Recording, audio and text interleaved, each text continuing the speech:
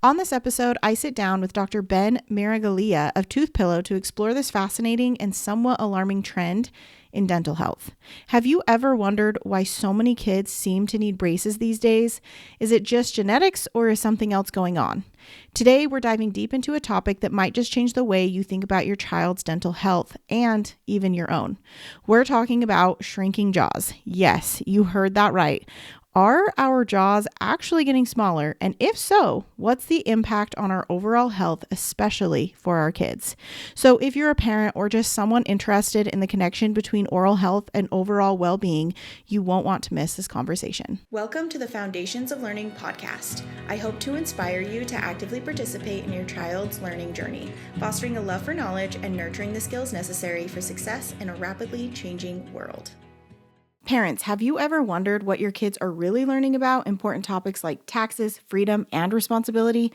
As an educator, I once had to teach a social studies lesson that only focused on the positives of taxes, completely ignoring the downsides of over-taxation or the importance of personal responsibility. It made me realize how limited the perspective is in many traditional curricula. That's why I'm so passionate about the Tuttle Twins books. These books teach kids both sides of important issues like economics, freedom, and entrepreneurship in a way that's fun, engaging, and easy to understand. They help children think critically and understand the world in a more balanced way. If you're ready to check it out, use my link down below to explore their incredible resources, give your kids the tools to think for themselves, and support my podcast. I am really excited to have you on the podcast today. I've been looking at your website and I'm kind of like what you're doing in the space, which I think is very different than what most orthodontists or dentists are doing. And I, as a child, was the one that was, in the orthodontist all the time. I had like the headgear and the braces and the moving of all the things. And so I am so aware of orthodontic work. And yes, years and years and years of this. And so I found the information on your website so interesting because even today I still struggle with like muscular TMJ and I often like grind my teeth and things like that sometimes. So I think it's so interesting the approach that you're taking, which was very different from what I experienced. And one of the things that I also found very interesting because I used to be a teacher, so I've seen a lot of kids come throughout my classroom, and the picture on your website that has the two different jaws on the same exact child and the difference that it was showing in the structure of their face was shocking. And I have seen so many kids that actually like that's how their structure is, and I always thought maybe it's just the structure of some people's faces. But then I went on to look and I saw that you were talking about jaws shrinking. So are our jaws really shrinking? And what's causing this change and how does it impact overall health? Yeah, that is like one of the big questions is why are we in this condition where we recognize almost all kids need braces when you're 12. In other words, what child do you ever meet at age 12 whose teeth are perfect and they didn't have help? That's like a unicorn. Like we talk about that child as a unicorn today. So knowing that, oh my God, most kids, if not all, are going to grow up to be 12 and have these crowded teeth and bad bites. It's the teeth are a symptom. So we see the teeth, they're crowded, but the real issue is the jaws are too small. So why are the jaws small? Then it backs into that answer of it does come from anthropology research.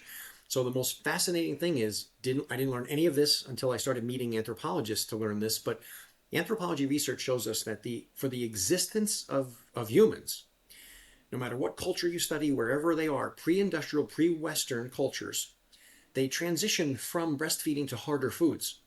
The consistency of the early diet is a little tougher, even in the infancy and toddlerhood. So the harder the food, the more the muscles work. And the more the muscles work, the more the bone grows. And then your teeth land where they belong. So cultures pre-industrial, pre-Western living have straight teeth, well-developed jaws, all 32, routinely. It's the norm. And the change happens with industrial Western living because food starts to get traded and it starts to soften. And next thing you know, fast forward 7 generations past industrial Western living, and look where the kids are today. It's mush. The early food is like drinking rather than chewing. So Mm-hmm. there's a difference. If we're having early soft food, we're going from breastfeeding, which is natural and appropriate, to early softer food between, let's say, the 6 and 9 month mark, all the way to age 2, really. That softer pureed food leaves us with weaker muscles. Mm. So if the food is soft, the muscles don't maintain strength. And it's like the gym. Like if you go to the gym for a whole year and you have a trainer and you do incredible things with the trainer, you know how you look. It's amazing, right? I'm very happy. Look what I did. But if you stop going to the gym, you don't get to keep it. It fades away.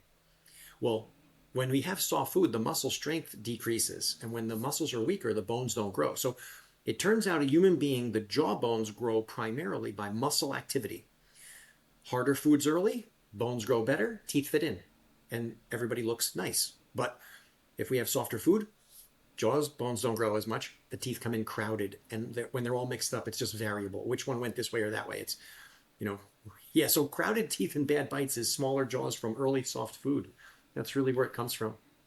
That is so interesting. And it's really funny because my husband and I, we do watch a lot of documentaries on like these ancient civilizations and they're like digging up these skulls. And I've always wondered, I'm like, how do these people that didn't have like orthodontic work like we know today have these straight teeth? Like how is that possible? And so I love that you went into that because I'm always asking my husband, like, I don't understand. How does that work? And but that makes a lot of sense with the type of foods that we're giving the kids at that young age. So, with the foods that you should be giving your child, obviously we're doing a lot of, soft foods. What would you suggest to give a younger child that's going from breastfeeding to eating? So I like to refer people to two different sources, and there are more than these two. Is it okay to mention who they are? I don't receive any compensation for mentioning them. Totally fine. It's it's education. It would be baby led weaning. Baby led weaning has an Instagram. There's also a book that was written by Jill Rapley and Tracy Marquette. So baby led weaning is how to introduce. It's an instruction manual for parents how to introduce your infant and toddler to harder foods, solid foods. The other Okay. one is Solid Starts. Solid Starts is another Instagram you can go follow. Tons of education for parents, actually, at each different increment of age, how the food should be presented to the child to go ahead and eat to be more natural for their development. So, those are two sources because I am not an authority on what to feed the child from 0 to 2. But from 3 on, I know, oh my goodness, there's crowding, there's bad bites. I have to help that child. So I really help from 3 on when they have the problem already. But from 0 to 3, what a different world it would be if we could get back to a more natural early diet. And in that one category, I think everybody understands nutrition in the category of healthy choices versus fast food. Mm-hmm. Like that's the obvious one. Eat healthy instead of fast food. The piece that people are mostly missing is it does matter in the consistency as well. Is it softer? Is it harder? So we need healthy and a tougher consistency. That is like the perfect combination of early food. So please check out baby led weaning and solid starts because those two directions give education on how to do this for the parent. Yeah, very helpful. Wonderful people. Yeah, and I'm gonna write that down for myself because I'm actually Oh, eight you might months want to talk pregnant. to them. I'm 8 months pregnant with my first child, and so I'm trying to learn all the things as well because I want to make sure that my child has a strong jaw. So that's a great resource There you that go. even I can look at for that. Well, that's where it all comes from. And like what you had, years of treatment, I had that too. I had the headgear, I had years in braces. But then when you're done and you don't wear your retainer, they'll shift back Mm-hmm. because all of the work we had, we were 12 and above. You probably started like later. You didn't start at age 3 to 11, most likely. Nope. Well, Mm-mm. most adults had the traditional model, and the traditional model really only addresses the symptoms. The teeth are the symptom. So when you're doing all that work on the symptom, there's no stability because you haven't worked with the breathing and the musculature for better growth of the jaws. So the later you go, 12 on, braces don't do anything for the jaw growth. They don't do Mm-hmm. anything for the muscles. They do nothing for the breathing. So you've only worked on the symptoms, which means when you stop wearing your retainer, it all goes back. Whereas all of our project is geared towards working earlier, treating the cause. Work on your breathing, musculature, and when you get that balance going, then your jaws grow well. And when they do grow well, you don't need a retainer because you have balance in the breathing and musculature that doesn't shift back. So the whole process of doing it late is such a terrible option today, given that you can do things earlier And in a perfect world, yeah, you would change that early diet and alter that a little bit better so I wouldn't have to do this for almost every child I meet. Yes. And I do think, it's funny. I was always told too by my dentist, like, oh, you just have big teeth. Like that it just doesn't fit in your mouth right because you have big teeth. And I'm like, oh, okay. Like that's weird. So then, I'm having my own child now and I'm like, oh man, like my husband had braces. I had braces. And I'm like, oh man, is this something that, my child's going to have crooked teeth? But to know that there's something causing this and that you can Mhm. actually fix the problem early on, like what you were talking about with the baby led weaning, where you can introduce those harder foods and help with the muscles of the jaw. And or if you already have the problem, then there is something like what you guys offer to hopefully look at the root cause and fix it before it becomes permanent. So with having a small jaw, what are the consequences and how does it affect children as they grow?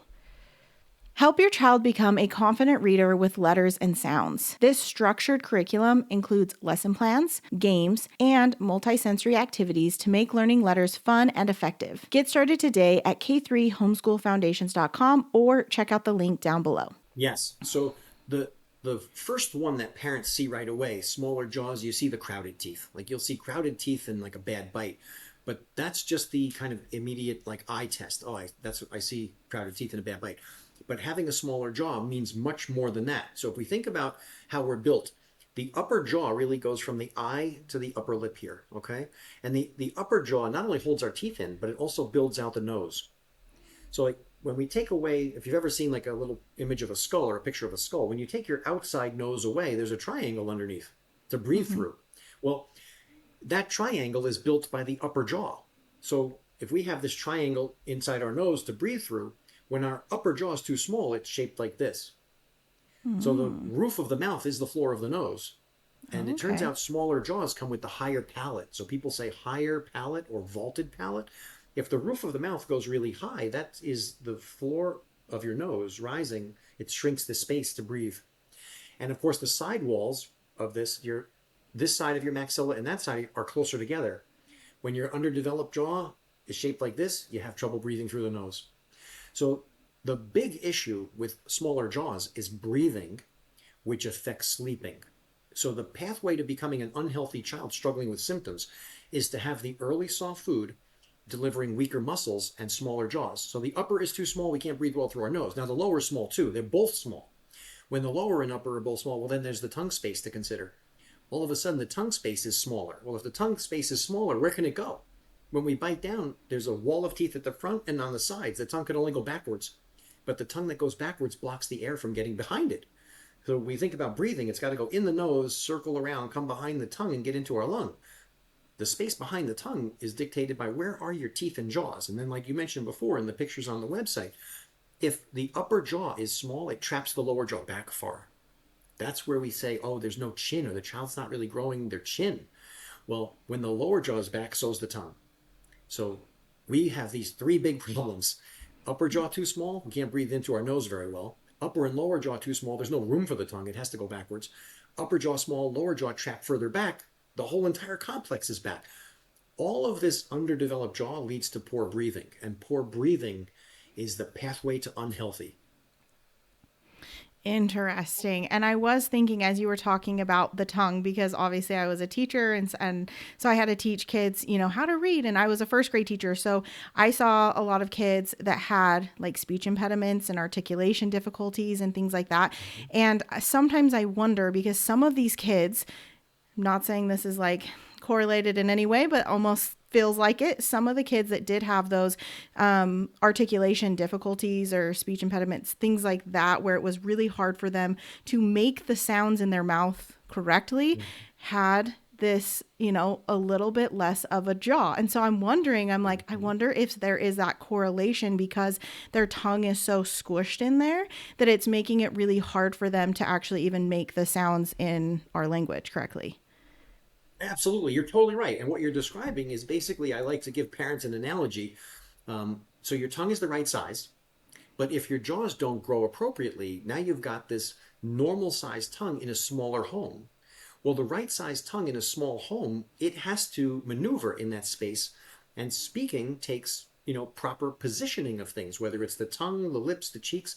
But if your jaws are too small, basically you've got a big dog in a little doghouse, and it's going to rattle around in there. What you need is the big dog to have a big doghouse. And so the bigger the jaws are, the more normal they are sized, your tongue can make its exact maneuvers and you sound good. So, yes, speech issues are totally related to what's going on with the size of the jaws. Tongue is normal, jaws are too small. Basically, you're rattling around. It'll sound off. Meanwhile, grow the jaws, and a lot of times the speech will then follow. So it can improve by growing, and certainly speech language pathology, myofunctional therapy, there are experts out there to help that child to Hmm. regain the proper speech. And we're one of those kind of collaborative care pieces that can help in growing the jaws. Yeah. Yeah, I think that's so interesting that I've never really thought about it, honestly. Because, like, I've had a lot of students in my classroom that they do have these articulation difficulties and things like that. And they're working really hard with a speech pathologist and all of this stuff. But it's like, no matter how hard we work, they still have that. And I sometimes am wondering now, I'm like, I wonder if it's because things are crowded. And so even though we're trying to, fix this problem, maybe the other piece that needs to happen along with that speech pathology is trying to open their jaw so that their tongue has room to move. That's very Yeah, interesting. making more room. And Yes. for older parents, some parents know the movie, some don't. But Austin Powers, that Mike Myers character, Austin Powers, there's one particular scene where he's in a golf cart and he's trying to turn it around in a narrow hallway where it doesn't really Yes. fit, and bang, bang, bang, bang, bang, bang, bang, and he's doing like Uh-huh. a 90,000 point turn. Uh-huh. That's your tongue in underdeveloped jaws, and that's how it sounds. It sounds bad because the whole maybe make the hallway bigger. If that's the golf cart you're going to have, you should probably make a bigger runway. Meanwhile, he's trying to maneuver the cart in a place it doesn't fit. That's your child's tongue in the narrow chamber it has. It's just a whole lot of noise and not clear. Yes, I love that analogy. That's hilarious. So I know that you said that with the smaller jaw, you can have like sleep disordered breathing, is what you guys would call it. And what are the effects of sleep disordered breathing? Yes. So now the smaller jaws, we talked about how it's going to be trouble breathing through the nose. So when we don't breathe well through our nose, we start to breathe through our mouth. So automatically the brain is trying to help you. So it knows, well, if the airflow is going to be so bad through the nose, I'll open your mouth. Breathing through the mouth, this is where the change comes because the nose was built to filter, warm, humidify, accelerate, and add ingredients to the air. Basically, the nose purifies and perfects the air for the lung. And the lung does its job exchanging, bring the good stuff in, get the bad stuff out. The lung is just an exchanger. Well, if the nose prepares the air, the lung does its job well. So we're basically being fueled appropriately. I'm going to call a human being like fueling them now. So fuel is air we breathe, liquids we drink, food we eat. One, two, three. Like those are your top three fuels, right? Sunshine helps too, but we're going to talk about the air. Okay, so if you breathe through your nose, you're putting in the right fuel. And then you run properly. If you breathe through your mouth, there's no filter, warm, humidify, or accelerate. The air doesn't get extra ingredients to go to the lung. Now, the lung is still going to do its job because technically you can breathe through your mouth, but now the lung gets a different air in there and it can't exchange at the best rate. Bad fuel. So I like to teach the parents the difference between nose breathing and mouth breathing, why they're so different and unhealthy is what's happening to the air on the way in. So your child is like a high performance race car, the Ferrari. This child is a Ferrari. If they breathe through their nose, that's like taking a Ferrari on the racetrack and putting in the right gasoline because everybody understands a high performance race car has to have a specific gasoline to run at peak performance and survive all of those hours of racing at top speeds, right? Mm-hmm. Well, that's nose breathing in a human being.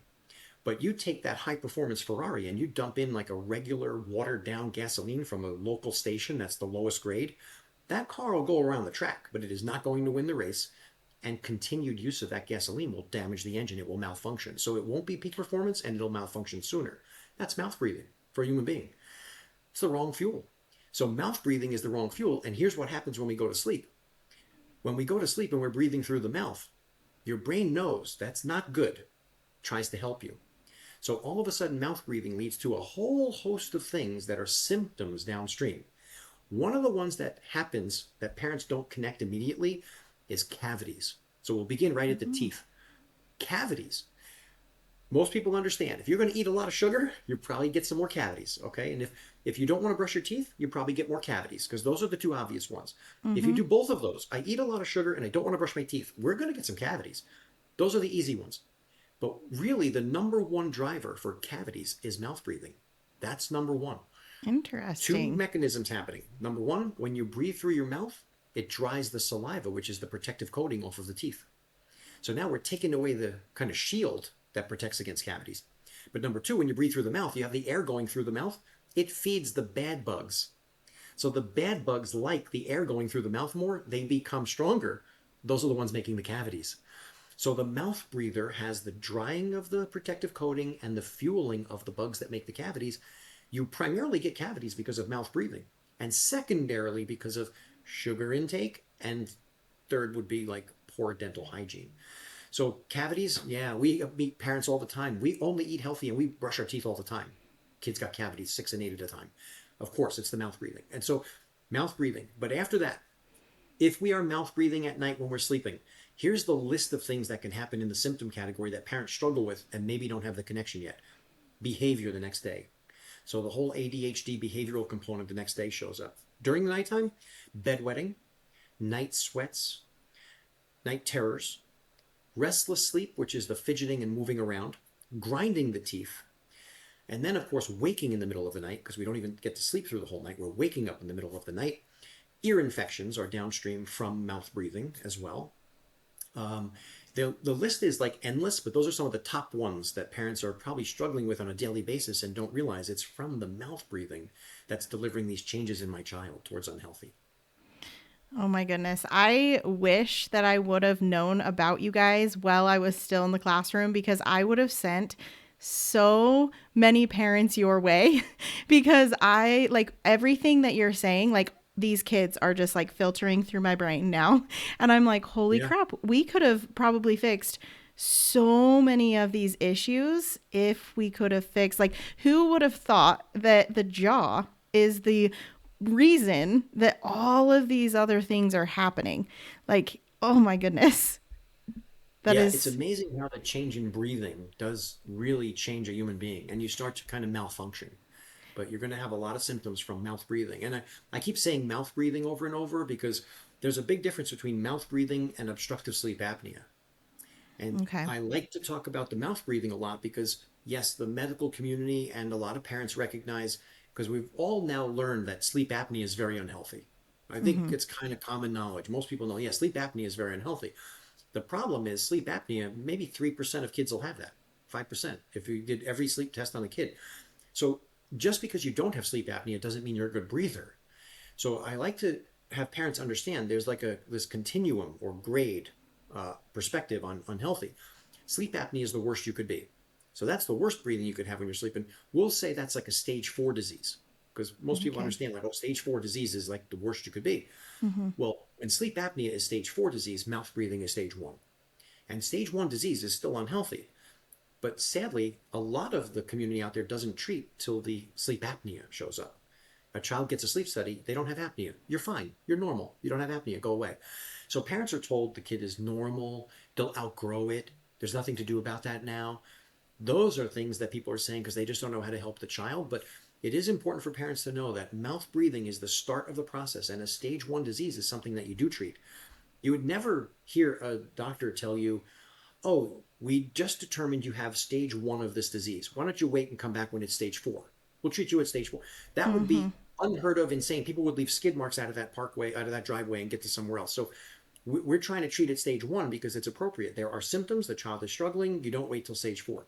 Waiting until a child has apnea is definitely a mistake. Mouth breathing is usually my focus because that's the first thing you start recognizing. Oh, my child's mouth breathing a little bit during the day and night.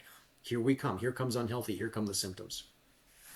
Interesting. So, as far as snoring goes, if children are Yes. snoring, is that ever considered normal or is it always a sign of an underlying issue? Yeah, snoring is from underdeveloped jaws because when the jaws are smaller, the air is like turbulent going in. It's like rattling around. So you make noise, things are flapping around. Now, sometimes you're snoring, there's noise, sometimes there isn't. So you can be a bad breather and have snoring or not. So snoring is, it's basically your breathing is poor. Whether you make sound or not remains to be seen. Some people snore, some don't. But if you are snoring, that's like a definite indicator. Well, that's bad breathing. We need breathing to be nose only, and it should be. Like if you're looking for credentials of good breathing, the nose is doing the breathing and it's silent and invisible.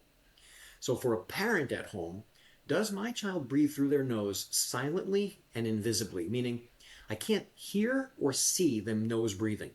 Then you know that is beautiful airflow. When the air is flowing so well, you don't see it or hear it. So a parent who can see or hear their child breathing, that's bad news. That's unhealthy breathing, which usually is the jaws are too small, and it will kind of ruin the quality of sleep that we're having. Interesting. I think all of this information is just so fascinating because all of these things that I feel like we kind of just accept as like maybe, you know, I don't know, normal, I guess you could say, right? Like there's Yeah. lots of people that snore, or maybe my kid just snores because that's what they do. And, Yes. so I think it's interesting that these things that we deem as normal may actually be this Mm. underlying issue that we're not aware of. And so I think that's Yes. so fascinating. And I think there's a whole dynamic that you're starting to touch on here that I'll give you my kind of look at it and see if it sounds good to you, but common and normal. So here's the Mm-hmm. thing I think about in that, when something becomes so common, it tends to kind of cross over that line of being considered normal. So if Yeah. so many kids are mouth breathing and snoring and have crooked teeth, it doesn't make it normal. It's not healthy. So common is one thing, and yes, these things are common. Bedwetting is now common. Ear infections are common. Snoring is common. Behavior, ADHD, common. These are things Mm-hmm. that are very common. You can't go anywhere without seeing these things, but doesn't make it normal. So that's where I think there's this transition of because something becomes so common, it doesn't make it normal or ideal or healthy. And that's where this whole, it like bleeds into that area of being considered or thought of as normal. And then, of course, when parents are dismissed, they're told, oh, it's normal, they'll outgrow it. That's because every other parent's coming in the same thing. They're saying, oh, listen, my child is now 10 years old and we are still bedwetting. Oh, they'll outgrow it. All this stuff they just don't have a solution for. Or if they do try something, it's to treat the symptom, not the actual cause. So the whole common versus normal, yeah, we need a reset. Just because something's common does not make it normal, and it isn't normal, and we do need to attend to the child now, if not yesterday, because we missed yesterday, but we don't wait. Waiting is never good. Yes, no, I definitely see what you're saying there with the common to normal. I mean, it's very common nowadays, unfortunately, for kids to struggle in reading, but it's not normal for them to struggle in reading. Like that's something that we can actually fix if we use appropriate strategies and, get it done early on. Like if there's an early intervention in place, right? So like there's things that we can Yes. do. So it might be common that there are a lot of kids, unfortunately, today that are still struggling to read, but it's not Mm-hmm. normal. So I do agree with Yes. what you're saying there. And the academics does fall into the research category too. There's very nice research by Dr. Karen Bonnick, Bonuck. She's wonderful. And I would encourage your listeners to Google or YouTube Dr. Karen Bonnick, Karen with a K, Bonnick, Bonuck, and sleep disorder breathing children. And when you do YouTube her, you can see interviews with her being interviewed, describing her research. She's one of the early researchers who learned that sleep disorder breathing, which is like bad breathing at night, it could be mouth breathing, snoring, or obstructive sleep apnea. Basically, sleep disorder breathing is a generic, like an umbrella term. So any kind of breathing, till you really Mm-hmm. have a full sleep study to have a diagnosis, you can call it sleep disorder breathing. The kids in her study, she was doing research to try to get the answers to is there any correlation between like the manner in which we're breathing and sleeping to behavior the next day and so on, right? And she Mm-hmm. did make the connection. She studied 11,000 kids for 6 years and learned hey, the children who are mouth breathing, snoring, have sleep apnea, they have the worst behavioral outcomes during the days after. So breathing and sleeping are related to your behavior. In her study, she was also, though, IQ testing the children along the way.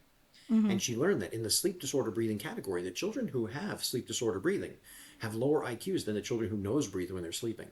So it does affect the child cognitively and academically. Children who are mouth breathing or worse struggle in school more and are usually delayed. And then when you help them with their breathing, they can catch up. And children who nose breathe at night have easier times with academics and cognitive functions. It does make a difference. That is so interesting. I definitely wrote down her name as well, and I'll be looking into her research because that is something that obviously, like as a teacher, you can see, right? Like when a child's not getting enough sleep and they have all of these other issues and then they have behavioral problems and all of that, they cannot hit that cognitive piece at all. Like they're just out for Yes. the day. Like it's like Yeah. there's no trying. Like they're done for the day, You and can't we're get there. Yeah. yes, you just can't get there. Yeah. So I think You that's can't get so there. important. So I do have a question about Yes. like pacifiers and thumb sucking and the way that it Yeah. may affect a way that a baby's jaw develops. My goodness. And You're which right. one is more problematic? Does the frequency or duration make a difference? Are some pacifiers better or worse for jaw development? These are all questions that I have personally because obviously I Right. see so many babies that like constantly have a pacifier in their mouth all of the Yeah. time. Or you think about those kids that like constantly are sucking their thumb. And I know that this is also a part of like how they soothe and things like that. But when does it become problematic? And like I said, just Sure. frequency, duration, are some pacifiers better? Yeah. So great questions. And certainly we'll look at if we go pre-industrial, pre-Western living, where we just go from breastfeeding to hard food. Breastfeeding to the harder food, your jaw muscles are functioning properly. They are strong. It grows the bones. We're in great shape, right? Then the deviation is the softer food is like step one. So the softer food, the mush, the baby food, that weakens the muscles. Now, weakening the muscles starts to change how they function because weaker muscles will start to function differently. So now the tongue, when it's weaker and it's drinking the softer foods, it's going to stay lower. So now the tongue that stays lower because it's going to be weaker and having mush, it just has to swallow like a liquid. So there's a difference between a chewing swallowing pattern and a drinking swallowing pattern. So the low positioning of the tongue is what prevents the bones from really growing. We need the tongue going up high, compression. So I'm building this because you start to put your pieces together and you recognize that, bottles and pacifiers get between the tongue and the palate. So anything that gets between the tongue and the palate is going to keep the tongue low. That prevents growth. But also the bottle and the pacifier, it needs the outside to work harder. So like if you think about when a child puts a pacifier in, what does it look like? So if here's what it looks like for your audience. I'm doing this for your audience. Yes. So the outside muscles are working. Well, when the pacifier is in, that prong pushes the tongue down. So you're taking away the tongue, which is supposed to push outward for your jaw growth. But then you're working these. And when you exercise the outside, it gets stronger. Now, if the outside is strong and the inside is weak, which way will you grow? You're going to shrink. So basically, softer foods start the process. Bottle, the nipple gets between the tongue and the palate. It pushes the tongue down, and we're still drinking. And then pacifier is probably the worst of it all because you work the outside strong. They suck on it. The outside muscles are gaining strength and forcing inward, and the pacifier pushes the tongue down. So technically, if we were thinking about making the perfect pacifier, it would be, well, we would need the pacifier to put the tongue up at the roof of the mouth, so there could be nothing on the inside. And we need a pacifier that you won't use your outside muscles. In other words, I don't think there is one that's good. I don't think there is. And I know, like, So obviously I've done research on this, right? And before, because pacifiers are new, relatively speaking, right, to the evolution of a human. And so when you're yes, thinking about, like, how we used to soothe babies back in the day, like, it was literally through just breastfeeding. Like that was how we yes, did it. There was no pacifiers. Maybe like kids might still like suck their thumb, put their finger in their mouth or something to help soothe as well. But for babies particularly, like it was the boob that was soothing them, not a pacifier. And that is like structured differently than a pacifier is going to. And their mouth has to yes. be in a different position, right? It has to be very wide open to be able to actually effectively get milk and things like that.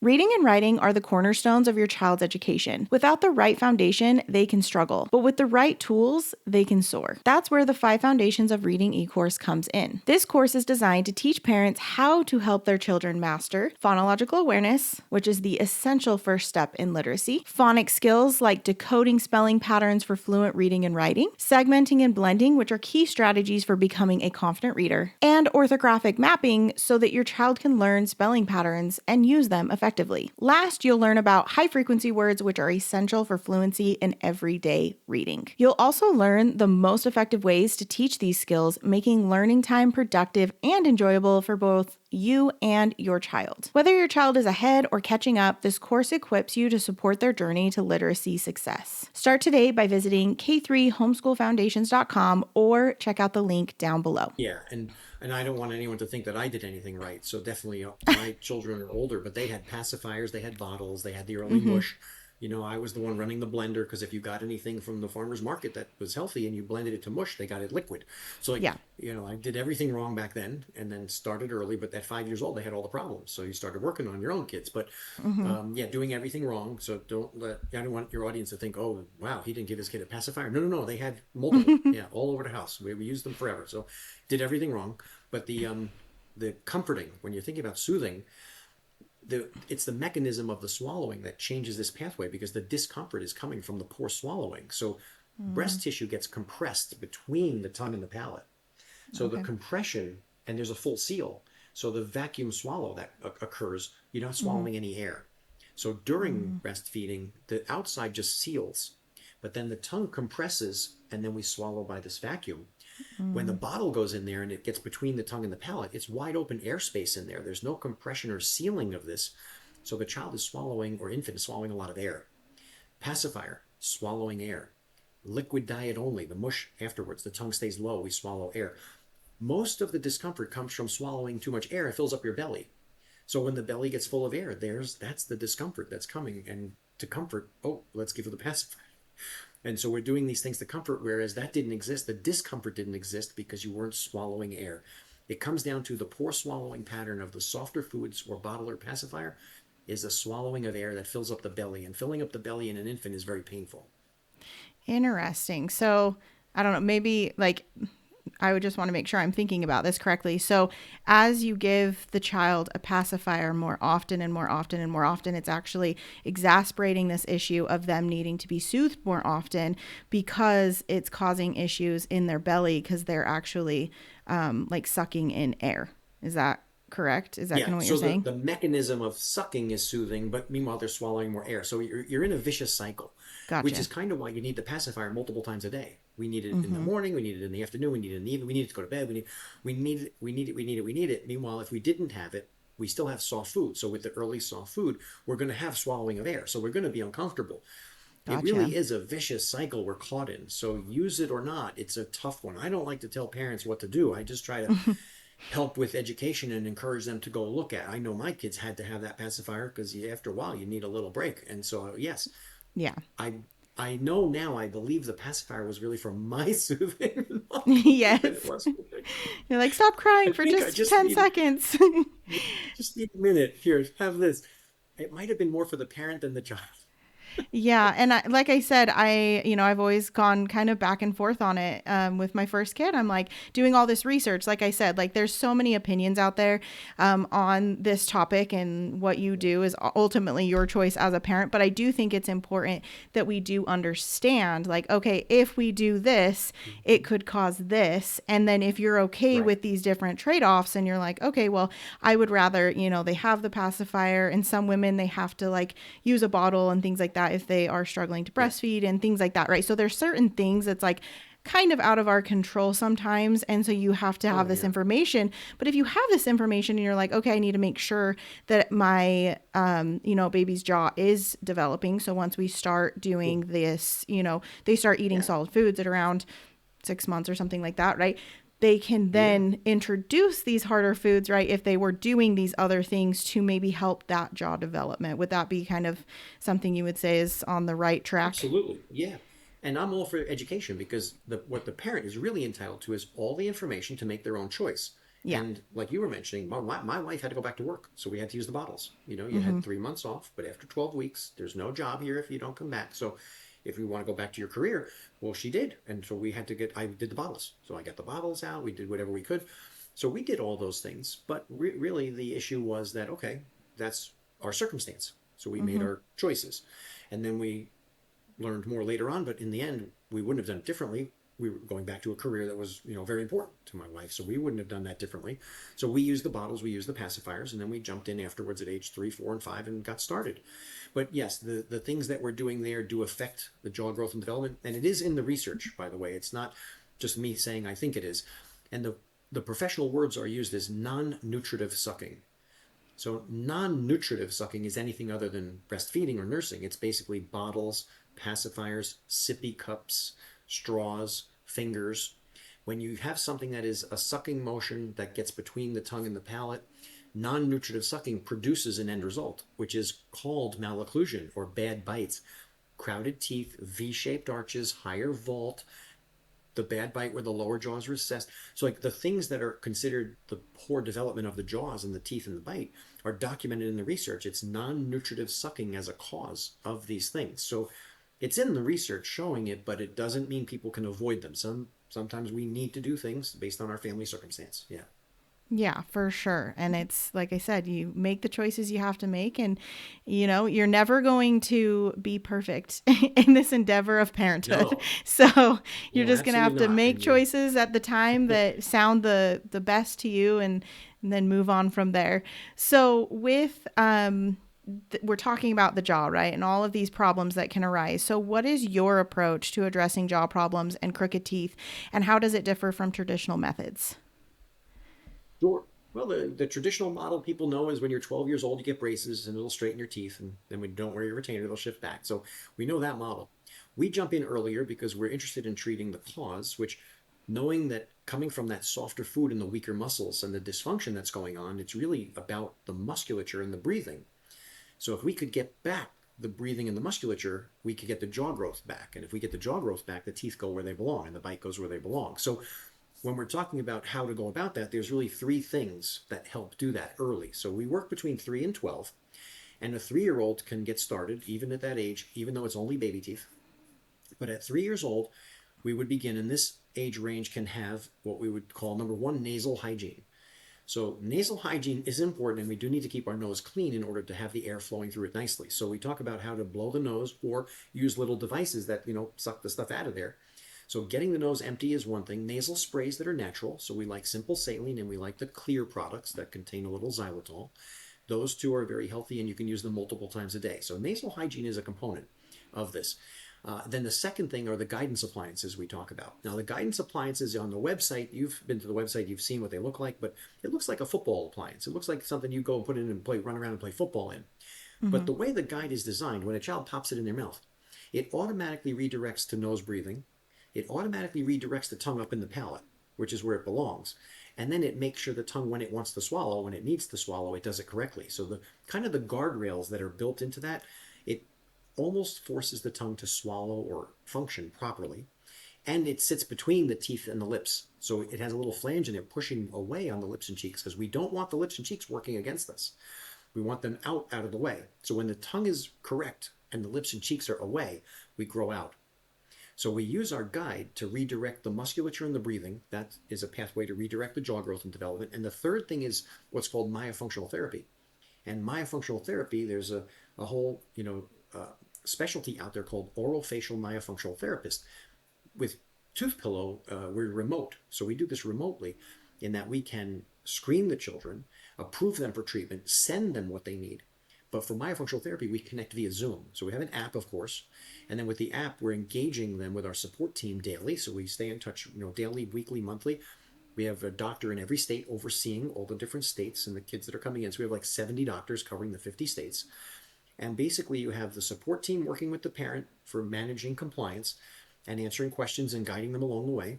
You have a doctor behind the scenes overseeing everything that's happening with the child. And the third item, the myofunctional therapy, gets done just like we're having a conversation via Zoom. So a myofunctional therapist is physical therapy for the head and neck. And they work all of the musculature for proper balance, but they work in the breathing category, the muscle category, and the posture category. When you put all that together and doing physical or PT here, that gets back the strength and function of the jaw muscles, which gives you your growth back. And when you get your growth back, what you see as an end result downstream, your teeth start lining up and going where they belong. So the appliances technically aren't about the teeth, they're about the breathing and musculature. You get that back, your teeth go where they belong. But the funny thing that happens in between, while we're here, we're addressing what we call it bad teeth and a bad bite. We're addressing underdeveloped jaws. When you get the jaws growing better and you have better breathing, you sleep better and you start healing. So all of a sudden, what we notice on the side is, hey, the bedwetting starts to go down, decreasing, decreasing, gone. Less ear infections, less nightmares, sleeping through the night instead of waking at night, less sweating at night, less thrashing around at night, better behavior during the day, better academic performance. All the little subtleties downstream start to fade away as you regain your breathing and sleeping. So, to be clear, we don't treat ADHD. I don't treat bedwetting. I don't treat ear infections. I don't treat nightmares. I don't treat academic performance. These are things that are symptoms downstream that research has shown there are correlations. We treat underdeveloped jaws. We're a bunch of dentists, and we treat underdeveloped jaws because we recognize, well, earlier growth is better and more stable than just treating the symptom at the end. Straightening the teeth at the end is really just a big failure because it's not sustainable. Without the retainer, it shifts back because braces don't offer anything for the breathing or the musculature. So of course you have the same exact credentials in the breathing and musculature. You can force those teeth straight all you want, but it's spring loaded because your breathing and muscles are going to drive them right back where they were before. So what we do is get in early, treat the cause. We're trying to regain nasal breathing, proper muscle balance so we can have the jaw growth back, have the teeth and bite look amazing so the parent sees the teeth looking good, but meanwhile the symptoms are what really should fade away over time. Interesting. Yeah, I think it's awesome that you guys are doing this online as well so that if they don't have any providers in their area that are maybe looking at it this way and they want to do it this way, I think it's super important that you can have access to that. With your approach as well, is there like any chance, like let's say there's a parent that's listening, they're like, holy crap, like maybe my child's jaw is like not developed correctly. They have a smaller jaw. Is it even possible to fix that? Like once they're over a certain age, were you saying like 12 years old or something? Or is it just kind of something that's gonna just, their jaw's gonna be small forever? The younger the better. Certainly with Toothpillow, we built exactly why for access, meaning there's a few of us around the country and people don't have access to early care. So we built this to do remote treatment, and we can do remotely from 3 to 12. Above age 12, the bone is a little more mature. It's tough to do it remotely. But we do have offices around the country that do this. So we basically have a locator. We could probably help you find an office that does treatment for teenagers and Okay. adults, because teens and adults have opportunities to do this. But like you mentioned, there's few of them. When you think about dentistry, you think about teeth, and most dental offices are focused on the teeth. But Mm-hmm. there is this smaller kind of segment out there that is focusing on the breathing, the sleeping, and the growth of the jaws. You just have to find someone near you. So I would say number one would be a parent should look into a myofunctional therapist in their area for their teen or adult. So if you're thinking about teen and adult, Google myofunctional therapist near me.